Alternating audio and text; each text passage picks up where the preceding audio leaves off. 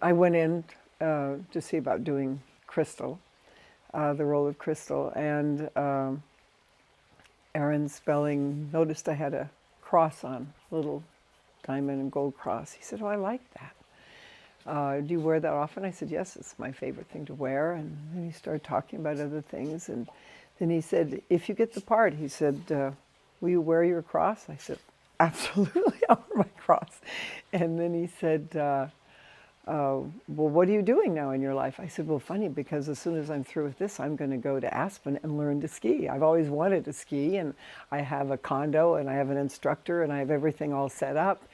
And he said, "Really?" He says, "Well, if you break your leg, I'll have to replace you." I said, "Well, then I'm not going skiing, clearly." And I got the part, and I wore the Diamond Cross, and I never learned to ski until way after Dynasty was over. And I was in my 60s, actually, when I learned to ski, and it was a lot of fun. I'm glad I waited.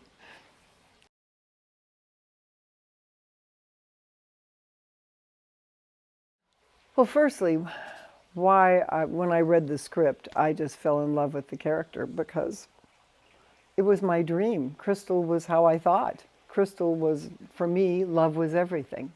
Love was what the world was about. So when I saw that this was Crystal's dream with Blake, I went, okay, I can play this part.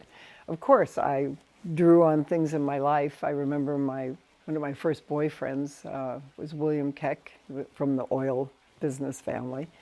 And I used to, when I was 16, go to his house for dinner, and they had all the silverware out, and it was actually gold.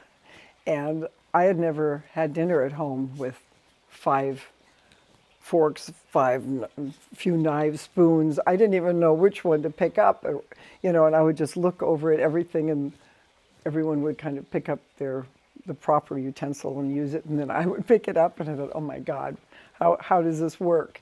So when we got to doing the scenes with dinner at the Carringtons, I knew exactly how to eat dinner.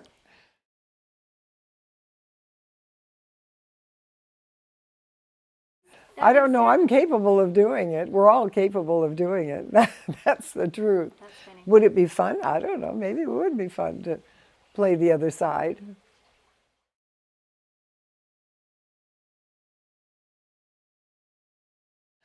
I think was with Steve McQueen, only because when I went to see him for the part, he told me I was wrong for the part and wasn't, I shouldn't be there. Well, he gave me the part, but then I thought, my God, what if he replaces me because he thinks I'm not right? And I had just gone to Lee Strasberg's to learn to act. I mean, here I was acting for years and years and years with no training. And I wanted so much to bring that out, but I didn't want to do it where I wasn't working. And so I got so nervous that I lost my voice and I got laryngitis. And he came up to me one day and he put his arms around me and he said, "Linda, I understand. I've been really nervous in my life doing parts." He said, "You go to your hotel room, you don't talk to anybody for a week, nothing, and we'll come back and we'll work." And we came back and he said, "Okay, let's do it." And my God, he helped me so much to do this part. And I was so proud of myself when I finished because it was everything I wanted to do. It was, I think, the part I'm the most proud of that I ever did.